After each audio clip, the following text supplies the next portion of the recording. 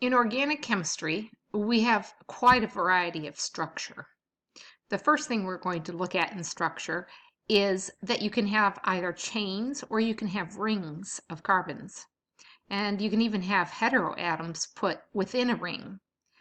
So let's look at the difference between these two compounds, propane and cyclopropane. Notice that to form the ring, you have to take off two hydrogens and then connect these two carbons. And that's just on paper, of course, that you can't do that with chemistry. So if we look at alkanes, what we're going to find is all of them have a molecular formula that is CnH2n plus 2. So we look at the 3, that's our N. And so this number here has to be 2 times it plus 2. And that's because for every carbon, there's 2 hydrogens on it, and then on the ends, you have 2 extra. But when we connect this ring, 2 hydrogens have to be taken away to form that ring. So if we look at the formula here, you'll see that it's just CnH2n. So for every carbon in a cyclo compound, you're going to see 2 N hydrogens. Now what I want you to do is take this skeletal structure and redraw it so that you show all the carbons and hydrogens so you can make sure you understand. All right, to do this, you would put 6 carbons in a ring, and then on each carbon, you would have 2 hydrogens. Why? Because each carbon here has only 2 bonds, right? We actually call this cyclohexane. Whenever we draw our skeletal structures, we always draw hydrogens that are attached to any heteroatoms. We don't do this for carbon, but we do it for heteroatoms. And just for practice, what I want you to do now is take this structure and redraw it with all the carbons and hydrogens in. Okay, now if you look, it's 5 carbons because there's 5 points on the polygon, and you can see that hydrogen is connected to this oxygen and the oxygen to the carbon, but notice there's 3 bonds to this carbon, so only 1 hydrogen there. So go ahead now, practice this, and you go ahead and draw the line drawing for this. Okay, here are some problems for you to try. It says draw the line drawing for this molecule, and then down below I just want you to count the number of carbons. This is a simple step, but this is a simple thing that often messes up students in organic chemistry. So go ahead and try to do this.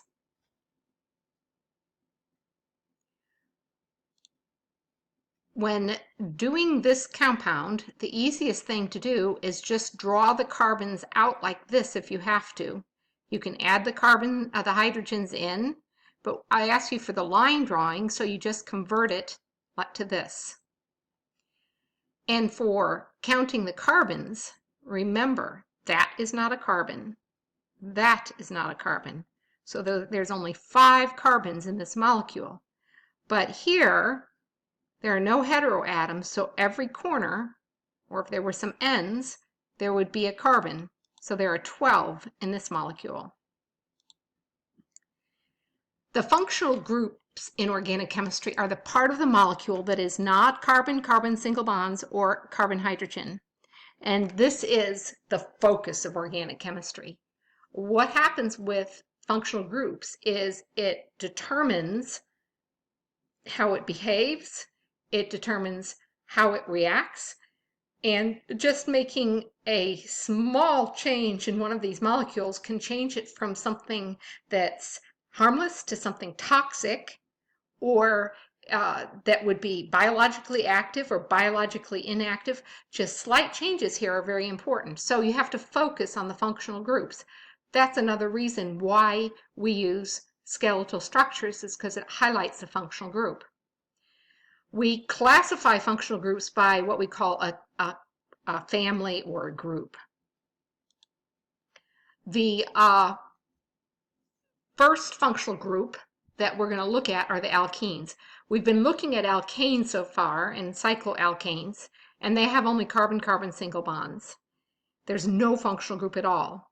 Alkenes have a carbon-carbon double bond. And then there's something called aromatic. And in an aromatic compound, you always have 3 double bonds in a 6-membered ring, just like this.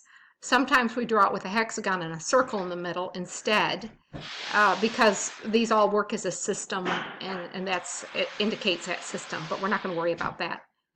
What you need to know is that aromatic compounds have this benzene ring with 6 sides and 3 double bonds. Alcohols have attached to a carbon this OH system. We call it a hydroxyl group. Thiols are very much like alcohols, but instead of an oxygen, there is a sulfur. Remember that sulfur is directly under oxygen in the periodic table, and so many of its chemical properties are similar. Not the same, but similar. Amines have a carbon-nitrogen bond and no oxygen and no double bond on the carbon. If you have a double bond to the oxygen on that carbon, well, then it's a different functional group. We call this an amino group, and you've probably heard that word before with respect to amino acids.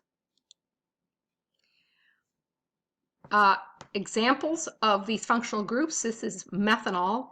It's an alcohol, often called wood alcohol, no longer sold for consumers to buy because there's been so much poisoning with it. Here we have methane thiol. This is what they use to odorize propane and methane, natural gas. Methylamine right here. And so you can see that this is all a methyl over here. What changes is the end of the name to indicate this. We're going to go into nomenclature later, but this is the methyl, and then these are the functional group. If you have something called a carbonyl, this right here is what we call a carbonyl. There's a lot of different possibilities with carbonyls. If it is in the middle of a chain, so there's a carbon here and a carbon here, well, then that's called a ketone. If it's at the end of a chain, so there's a carbon here, so you can have any length of chain here, any length of chain here, any length of chain here. Well, this is an aldehyde. So what we see with an aldehyde is that there's a hydrogen attached to the carbonyl. What we see with a ketone is there's a carbon chain on either side. And then we have carboxylic acids. This is the functional group for carboxylic acid. And you can see that it looks like an alcohol, but notice attached to that carbon is this carbonyl. That changes the functional group considerably, and now this is something called a carboxylic acid, or a lot of times we'll just call it an acid for short, because we're talking about organic chemistry, and we know an acid will be a carboxylic acid. Very important that you notice the aldehyde has a hydrogen and the ketone does not. You will probably be tested on that in this test. Here are some examples. This is something called acetone. Notice a carbon chain on either side. This is acetaldehyde, carbon chain on one side, hydrogen on the other. Acetic acid, well, notice this is not an alcohol, it's an acid, because you have both a carbonyl and a hydroxyl on the same carbon, and then a carbon chain over here. Then last of all, we have phosphate, amide, and esters. Esters look like a carboxylic acid, but the hydrogen right here has been removed and a carbon chain has been put on. Amides look just like a carboxylic acid, but the hydroxyl is removed and what looks like an amino group is there. So notice esters look like an alcohol and a carbonyl on the same carbon. Amides look like amines and a carbonyl on the same carbon. And then last of all, we have phosphate, and phosphates are so easy to recognize because they have phosphorus in them. Here's some examples.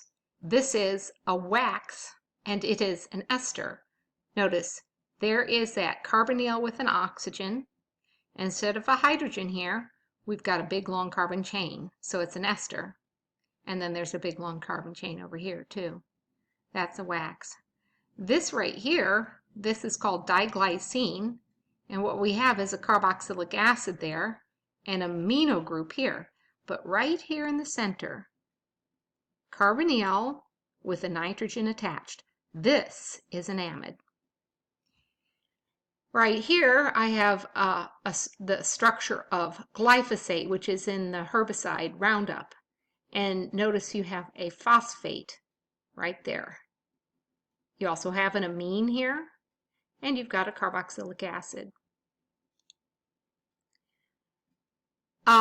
So you've seen me using these already, but this is just a reminder. We have a name for a portion of molecules. It's not the functional group, it's just a name for the portion of the molecule. And that is hydroxyl for an OH, amino for a nitrogen, and then a carbonyl has a carbon-oxygen double bond. So go ahead on these. I want you to identify the functional group.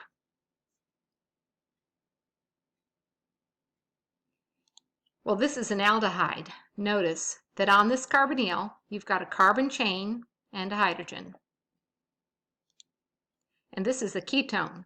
On this carbonyl, you have a carbon chain over here, and you've got a carbon chain over here. Go ahead and try and name these functional groups. Well, if I look at this, you can see this looks like a carboxylic acid. That's what this is, except the hydrogen's been taken off and you have a carbon chain. So that's an ester. This looks like a carboxylic acid, but the hydroxyl's taken off and an amino group is there. That's an amide. And then we have what looks like an alcohol and a carbonyl on the same carbon. So that is a carboxylic acid. And over here, we have an aromatic ring. Don't get confused. It's very easy to get confused on these. You see OH, the hydroxyl, in both a carboxylic acid and in an alcohol. And the carbonyl is in acids, esters, amides, aldehydes, and ketone. What do we have down here? An aldehyde, a ketone, an ester, and an amide.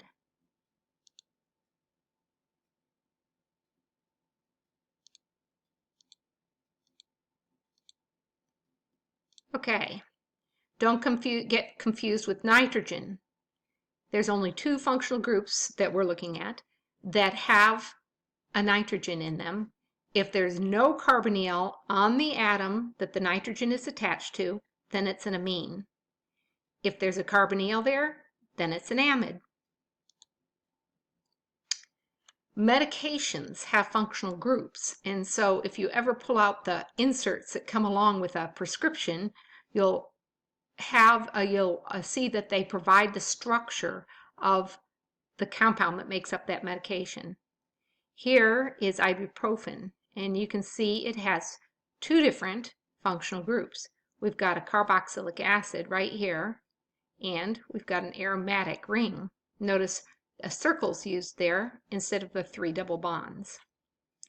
In the structure of epinephrine, we see that we have an amine here.